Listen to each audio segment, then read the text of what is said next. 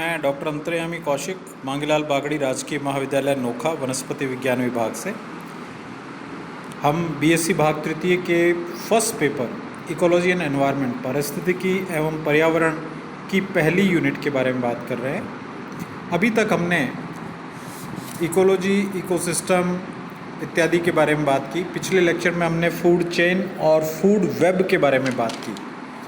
आज के लेक्चर में हम इकोलॉजिकल पिरामिड के बारे में बात करेंगे।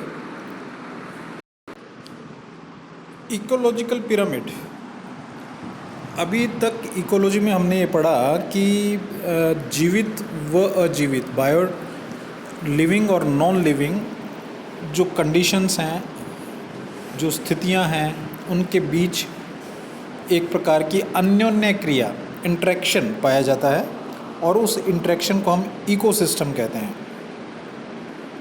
इकोसिस्टम में लिविंग, जीवित और नॉन लिविंग, वो अजैविक जितने भी कारक हैं वो आपस में एक दूसरे के साथ क्रिया में रहते हैं, एक दूसरे के साथ सामंजस्य में रहते हैं और इकोसिस्टम का निर्माण करते हैं। इकोसिस्टम में जो हमें डाटा मिलता है, जो हमें संख्यात्मक डाटा मिलता है, उस डाटा को हम अगर ग्राफ के रूप में प्लॉट करें, अगर इकोसिस्टम में हमने पढ़ा उत्पादक है जो कि ऊर्जा का संचयन करते हैं, ऊर्जा को, सोलर एनर्जी को केमिकल एनर्जी में चेंज कर रहे हैं, और उसके बाद में प्राथमिक उपभोक्ता, द्वितीयक उपभोक्ता, तृतीयक उपभोक्ता यानी कि प्राइमरी कंज्यूमर, सेकेंडरी कंज्यूमर व टर्शरी कंज्यूमर्स जो कि प्रोड्यूसर्स पर डिपेंडेंट हैं, उत्पादकों पर निर्भर हैं, वो उस ऊर्जा को एक स्तर से दूसरे स्तर पर स्थानांतरित कर रहे हैं। यदि इनकी संख्या, number of producers and consumers, या इनका बायोमास, जैव भार, या जो ऊर्जा एनर्जी एक लेवल से दूसरे लेवल में स्थानांतरित हो रही है, ट्रांसफ़र हो रही है, इसको अगर हम ग्राफिक प्रेजेंटेशन में देखें, अगर इसके इन सभी संख्याओं के मध्य कोई ग्राफ प्लॉट करें, तो इस प्रकार के ग्राफिक प्रेजेंटेशन में हम ये पाएंगे कि एक पिरामिडल स्ट्रक्चर बनती है, स्तूप के समान संरचना का निर्माण होता है। इन्हें हम इकोलॉजिकल पिरामिड्स कहते हैं। इकोलॉजिकल पिरामिड्स जो इकोसिस्टम के अंदर पाए जाने वाले कारक हैं, जीवित व अजीवित, बायोटिक व नॉन बायोटिक, उनके मध्य का संबंध ग्राफिकल प्रेजेंटेशन के अंदर दिखाता है। इसे हम इकोलॉजिकल पिरामिड कहते हैं। सबसे पहले इकोलॉजिकल पिरामिड चार्ल्स इल्टन ने 1927 में 1927 में प्रस्तुत किया था, इसलिए इसे इल्टोनियन पिरामिड भी कहते हैं। इल्टोनियन पिरामिड, एक नंबर का क्वेश्चन आता है इसके बारे में। इल्टोनियन पिरामिड से आप क्या समझते हैं, तब आपको सिर्फ इसकी डेफिनेशन देनी होगी, परिभाषा देनी होगी, और ये बताना होगा कि चार्ल्स इल्टन ने 1927 में सबसे पहले इस डाटा को आलेखी निरूपण में, ग्राफिकल प्रेजेंटेशन में प्रदर्शित किया था। ये इकोलॉजिकल पिरामिड है। अगर हम इसको डिफाइन करें, graphical presentation of number, biomass and amount of energy relations between producer and consumer forms a pyramidal like structure is called as ecological pyramid. तो मुख्यतः इकोलॉजिकल पिरामिड को हम 3 प्रकारों में विभेदित कर सकते हैं।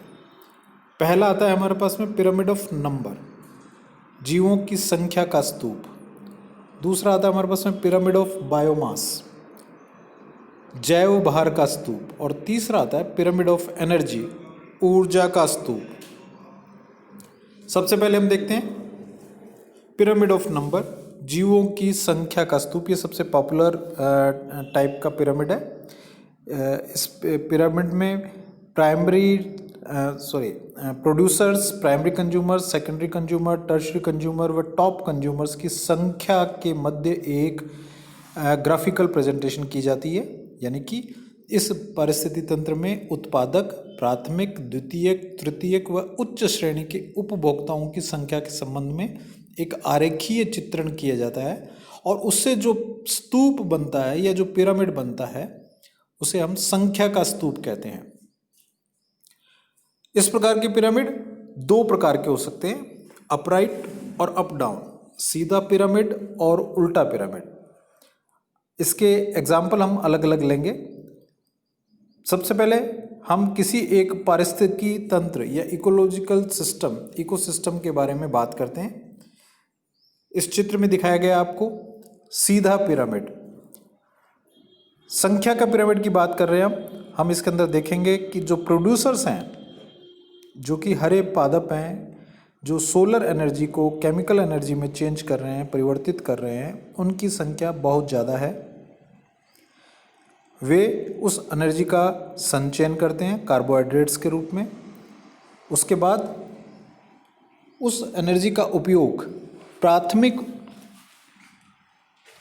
कंज्यूमर्स के द्वारा, प्राथमिक उपभोक्ताओं के द्वारा किया जाता है, जिनकी संख्या प्रोड्यूसर्स से कम है। प्राथमिक उपभोक्ताओं को द्वितीयक उपभोक्ता, जो कि कार्निवोरस है, मांसाहारी हैं, वो भोजन के रूप में उपयोग में लेते हैं, जिनकी संख्या प्राथमिक उपभोक्ता से भी कम है। और उसके बाद में आता है टर्शरी कंज्यूमर्स, तृतीयक उपभोक्ता या क्वाटरनरी कंज्यूमर्स, चतुर्थ उपभोक्ता, जिनकी संख्या सेकेंडरी कंज्यूमर्स से भी कम है। तो इस प्रकार आधार पर संख्या अधिक, फिर धीरे धीरे श्रेणी जो संख्या है ग्रेजुअली डिक्रीज होती चली जाती है, कम होती चली जाती है, और टॉप में यह संख्या अत्यधिक कम रह जाती है। तो इस प्रकार से एक स्तूप का निर्माण होता है, एक पिरामिड का निर्माण होता है, जिसे हम अपराइट या सीधा पिरामिड कहते हैं। यदि हम एक ऐसे इकोसिस्टम की बात करें जिसमें एक वृक्ष की इकोलॉजी की बात की हमने, एक ट्री की इकोलॉजी की बात की है, इसमें हम देखेंगे आधार पर जो प्रोड्यूसर है वो एक ही है, एक वृक्ष है जो प्रोड्यूसर के रूप में पाया जा रहा है। उसके बाद में प्राइमरी कंज्यूमर्स जो बर्ड्स हैं, पक्षी हैं, जो उस पर निवास कर रहे हैं, जो उस पर निर्भर हैं, उनकी संख्या प्रोड्यूसर से कम है, प्रोड्यूसर से ज़्यादा है। और उसके बाद में सेकेंडरी कंज्यूमर्स जो टिक्स हैं या जो कीट हैं, जो पक्षियों पर निर्भर कर रहे हैं, उनकी संख्या उससे भी ज़्यादा है। आधार पर संख्या कम है, शीर्ष पर संख्या ज़्यादा है। तो इस प्रकार एक पिरामिड का निर्माण हुआ जो उल्टा है, इसे हम अप डाउन पिरामिड कहते हैं। यह एक प्रकार का रिलेशनशिप है, यह एक प्रकार का संबंध स्थापित करता है कि किस प्रकार से उत्पादक व उपभोक्ता के मध्य एक संख्या का संबंध है। इसे हम पिरामिड ऑफ नंबर कहते हैं। दूसरा आता है हमारे पास में पिरामिड ऑफ बायोमास, जैव भार का पिरामिड। इकोसिस्टम में हर एक ट्रॉफिक लेवल पर उपस्थित जीवों के जो आपसी संबंध है उसे एक अन्य प्रकार से प्रदर्शित किया जा सकता है, जिसे हम जैव भार पिरामिड कहते हैं। सबसे पहले समझना होगा जैव भार क्या है, बायोमास क्या है। किसी भी यूनिट एरिया में कोई भी इकाई क्षेत्र जिसमें उपस्थित कार्बनिक पदार्थ की मात्रा, किसी भी एक यूनिट एरिया में जो ऑर्गेनिक मटेरियल प्रेजेंट है किसी एक समय पर, उसे हम उसका जैव भार या बायोमास कहते हैं। ये दो प्रकार से काउंट किया जा सकता है, ड्राई वेट या फ्रेश वेट। ड्राई वेट में हमें ऑर्गेनिक मटेरियल को ड्राई करना होगा, सुखाना होगा, और फ्रेश वेट में जैसा उपस्थित है वैसा ही उसको हम मान लेते हैं। तो अगर वेट के हिसाब से पिरामिड को निर्मित किया जाए तो वो कुछ इस प्रकार से बनता है।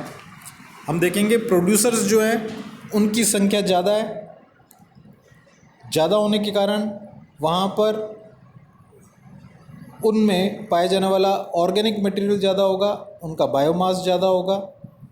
बायोमास ज़्यादा होने के कारण वह एरिया उससे ऊपर वाले स्तर से अधिक बड़ा होगा, चौड़ा होगा। फिर आएंगे प्राइमरी कंज्यूमर्स, जिनकी बायोमास प्रोड्यूसर से कम है। फिर सेकेंडरी कंज्यूमर्स, जिनका बायोमास प्राइमरी कंज्यूमर्स से कम है। और फिर टर्शरी कंज्यूमर्स, जिनका बायोमास सेकेंडरी कंज्यूमर से कम है। तो इस प्रकार से एक सीधा पिरामिड निर्माण होता है जो कि किसी भी स्तर के में पाए जाने वाले जीवों के भार के आधार पर बना हुआ है। इसे हम पिरामिड ऑफ बायोमास कहते हैं। तीसरा आता है हमारे पास में पिरामिड ऑफ एनर्जी। ऊर्जा एक किसी भी इकोसिस्टम में एनर्जी एक इम्पॉर्टेंट फैक्टर है जो उस इकोसिस्टम को जीवित रखती है।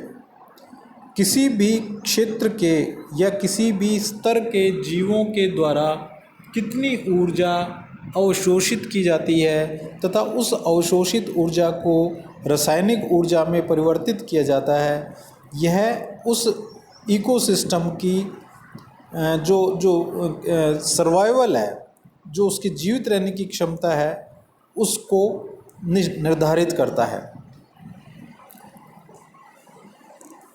ऊर्जा किसी भी एक इकाई में पर मीटर स्क्वायर पर ईयर के हिसाब से काउंट की जाती है और यदि ग्रहण की गई ऊर्जा की कुल मात्रा और संचित की गई ऊर्जा की कुल मात्रा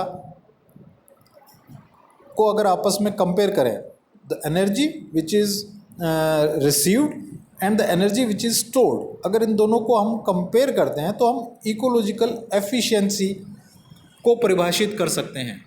यदि स्टोर की गई ऊर्जा, संचित की गई ऊर्जा ग्रहण की गई ऊर्जा से अधिक है, तब वह अधिक इकोलॉजिकल एफिशिएंसी शो कर रहा है इकोसिस्टम। इसे हम इस चित्र के द्वारा दर्शा सकते हैं। प्रोड्यूसर लेवल पर सूर्य के द्वारा सोलर एनर्जी को रिसीव किया जा रहा है, ग्रहण किया जा रहा है और उसके बाद में उसे रासायनिक ऊर्जा में परिवर्तित किया जा रहा है। हर्बीवोरस जीव जो हैं वह उस प्रोड्यूसर स्तर पर भोजन को ग्रहण करके उस रासायनिक ऊर्जा को अपने अंदर संचित कर लेते हैं। इसी तरह से फिर प्राइमरी कंज्यूमर्स आते हैं जिनकी संख्या कम है और फिर उसके बाद में टॉप कंज्यूमर्स आते हैं जिनकी संख्या और भी ज़्यादा कम है। तो इस प्रकार से एक पिरामिड निर्माण होता है जो ये बताता है कि प्रोड्यूसर स्तर पर ऊर्जा की मात्रा अधिक है और प्राइमरी कंज्यूमर्स पर उससे कम है और टॉप कंज्यूमर्स पर उससे कम है। तो इस प्रकार एक सीधा पिरामिड का निर्माण होता है जिसे हमने ऊर्जा के पिरामिड का नाम दे दिया। अब पिरामिड बनाने का फ़ायदा क्या है, क्यों बनाया जाता है? पिरामिड एक तरह का ग्राफिकल रिप्रेजेंटेशन है सभी डाटाज का। जो हमारे पास में संख्या या ऊर्जा या भार का डाटा हमने एकत्र किया है, उसे हम अगर ग्राफिकल प्रेजेंटेट करते हैं, उसकी प्रेजेंटेशन ग्राफिकल होती है तो वह अधिक स्पष्ट रूप से समझ में आता है। और इसे समझाने के लिए पिरामिड्स को उपयोग में लिया जाता है। शेष अगले लेक्चर में। धन्यवाद।